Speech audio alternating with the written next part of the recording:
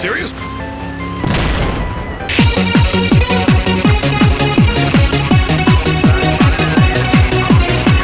Hello guys, my name is TheRussianBadger, and oh my god, the boats, man. They're not only so effective, but they're also very, very fun to use. They're just outright deadly. And I find it so funny because I just picture Steve sitting in the front seat in his little minigun, looking up at Carl piloting that multi-million-dollar aircraft. Just, I don't care how expensive that aircraft is, Carl. I'm probably going to shoot you down with this little boat here that probably costs, oh, I don't know, maybe 10 grand plus 5 gummy bears and 10 Oreos if I really want to sweeten up the deal. It's just mind-boggling. I'm going to shoot you down with a little boat that probably costs less than your shirt and you're flying a multi-million-dollar aircraft. It's just genuinely humorous. Now, I think a lot of you are probably under the impression that I'm most excited for the weapons in Battlefield 4. However, I am much more excited for the maps because the maps are no longer static, and I'll get to that with the buzzword, the word that you've all been waiting for, LELVOLUTION. And essentially what that means is, in terms of Paracel Storm, is that, well, every map for that matter in terms of Battlefield 4, is that it's not something that is static anymore. It's not like one map stays the same way the entire time. Now granted, in the Battlefield series, you've always had a little bit of map changing events, as in, oh look, this wall is no longer there, so I can't use it for cover, meow meow meow. And I guess that's true, but I think in terms of LELVOLUTION or LEVOLUTION in Battlefield 4, it's more of a broader scale. And I got into a bit of a boat-on-boat fight with this Carl over here. I'm not exactly sure what he was doing, and I'm not a good example as to how to use boats effectively. I'm pretty sure I missed all 3 of my rockets here. However, I somehow still beat him out of pure luck. I can't say that's skill at all. But in terms of LELVOLUTION, on a larger scale, it's something that affects the entire map, and I tried to play it out chronologically for you guys. So what I mean by that specifically is that it starts out very bright and shiny, like bright shiny day. It's kind of like the Tom Cruise syndrome where you have to wear sunglasses everywhere or else your experience is not going to be as fun. It's going to be watered down. The one piece of advice that I can give you in terms of the sunny part of this map, as in earlier on in terms of Conquest, move from the A flag down to the E flag. And essentially what that's going to do for you is that's going to make sure that essentially you're not going to get eye cancer, alright? If you move from E to A, you're going to have the sun in your eyes the entire time, alright? The entire time. As you can kind of see it out of the corner of your screen now, but that's not even the most intense. This is about midway. And it does transition from that. So it goes from really shiny to a little bit of a darker period to a lot darker to pretty well complete darkness at the end of the map. But you'll see all that eventually. Just the one nugget of advice. It's better to move from the north side at A to the south side at E. It's much better to move A to E because you don't have all this sunlight in your eyes. And believe me, try it. Try going from Echo to Alpha, alright? Tell me you don't have eye cancer by the time that you're done with that trip, Carl. It's gonna happen, alright? It's gonna happen. That's one nugget of advice that I have. But I think that really is what intrigues me the most, is that now these maps are shifting in terms of the broader scale of the entire setting. So it's not just, like I said, oh, this wall is no longer there, this building collapsed, meow meow meow. It's like the entire map has dynamic lighting, and I didn't really need to use a missile on one specific infantryman. I think that's a little excessive. I don't think I need missiles to direct impact people. I don't think that's a good investment in your missile or your rocket, whatever that is, but that guy probably got dunked on pretty hard, I'm not gonna lie, and I guess it's worth it. I guess it's not on my tab. I'm not putting that boat, rocket, whatever it's called, on my tab, so I guess I don't really care all that much. Now look to the left of your screen. If you look to the left corner, I guess it's a little bit too late now, but you can see that's where the LELVOLUTION or the LEVOLUTION event is triggered. So you've got, yeah, you can see it now, just partially out the top of your screen. It's this boat that is currently lodged on a windmill, and eventually the windmill breaks. I believe that's player initiated, if I'm not mistaken. But I think at the end clip does show it, that I have it here.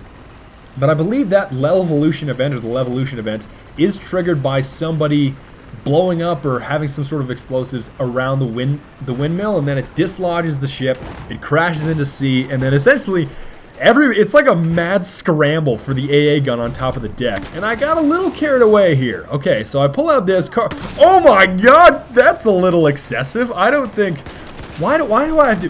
Why are you slithering around on the ground, Carl? That's not necessary, right? That's really not necessary. I gotta do a pretty sticky situation here, and I can't say that I'm proud of myself, right? I direct impacted a guy with a rocket from a boat. I direct impacted Carl over here with a 40mm grenade. I don't think that's very nice. I really don't think that's all that nice. I could have just shot him with bullets like a normal person, right? But I guess that's not cool. One thing I can say, these pistols have some serious stopping power. I'm not going to say it's like you can totally overpower somebody with an AK-12, but I can easily say that it is very effective for almost a primary weapon. Almost. Not quite. I think it's just right, but it's almost to the point where I would feel comfortable running around with a pistol and killing people individually. It's that good. Now, I'm not sure how you guys feel about that. I'm not sure if you guys feel as if, oh, I want my sidearms to be really powerful and just destroy people, and I want something that's reliable when I pull out my sidearm, or you guys want something that is deliberately not as good as your primary so that it's good balancing. So it's not like you're running around with two primaries. You're really running around with a true secondary that is not as good as the primary weapons that are offered by Battlefield 4. I'm actually interested to learn your opinions about that. And as you can see, in terms of the whole LELVOLUTION thing going on right here, I took some ammo from the catfish that somehow got snuck up on by this other cloth monster. I really did not get how that happened, because that guy was like he was like crouch walking around this entire section of the map earlier on. That player was just goofy, alright? There was a basketball court, and I immediately thought of Jamal, but that's a little bit of a different story. And as you can see here, things are changing a little bit. So instead of that windmill functioning the way that it should, it's pretty well just breaking itself right now, and you can use the bushes to your advantage even in Battlefield 4. I almost feel like saying, it's like, who was that? Is that Commander Shepard or Colonel Shepard? I can't remember who that is. Like, essentially saying the more things change, the more they stay the same. Bush monsters still exist in Battlefield 4, right? They are alive and thriving. Although they might not be wearing a ghillie suit, they are still very, very effective, as in, if you just pretend that you're a bush and like, don't look at me, I'm a bush, look the other direction. It's quite effective, at least if you ask me. It's still a tactic that can be utilized effectively to not only deceive your enemies, but just pretend that you're not there and then shoot them once they walk by. It's not camping if you're inside a bush, alright? That's just the way it works. And there's the LELVOLUTION of the windmill just progressing even more. It looks like it's on fire now. And there's some guys over here eventually that dislodge it, and that boat comes in. It's much more massive once you actually play the map yourself. Because I think we've all seen, at least most of us have seen footage of Paracel Storm in terms of when that boat comes crashing in on Sea Flag and meow meow meow. I like all these guys that were just swimming around like fishy frogs. That's not necessary. You could just go ahead and swim the other direction and I wouldn't shoot you in the face. There's another great example. You saw it off to your left. The building destruction is much, much better, right? It's not like Battlefield. Oh yeah, and this is so funny, alright? It's so funny just because, Ninja please, you ain't Chinese. Give me your sandwich, dog. And that's something that stays current, alright? That's something that stays current. Some things change. Like, granted, I think the destruction is much more dynamic, and it's on a grander scale, and you can do it a lot more effectively, and it's more complex. The destruction of buildings is much more complex. But in that knife kill right there, another thing stays the same from Battlefield 3 and previous Battlefield games for that matter. And here comes the LELVOLUTION event. I'll explain it just before you come in. These things stay the same. Like, essentially, if you're playing Chinese and you hear somebody speaking English or American, like any kind of American or any kind of English, just be like, Ninja please, you ain't Chinese, and you gotta look for him and kill him. Like, essentially, the language of the opposing enemy, and the language of the enemy is still very, very good for detecting essentially who's around you and gaining an understanding of where your enemies are. Now look at this guy. That guy's like okay, you will learn about that guy in the bonus clip, alright? He's like an anti-gravity suit on right now. I don't know what his deal is, but this is the big LELVOLUTION event. Here's what I'd like to say. I did not realize that the ship is this big. At least from what I saw on YouTube previously of all the other people that have uploaded Paracel Storm from, I guess they visited EA or whatever, I did not realize this thing is humongous.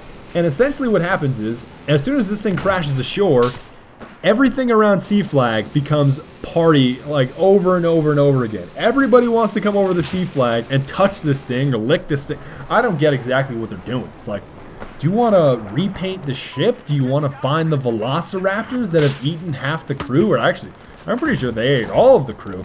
And as you can see, just above me, I don't know if you can see it very well, but just above me, there is another, and I somehow got that guy in the boat. That's a lucky shot, but essentially on this boat right here, you can see it.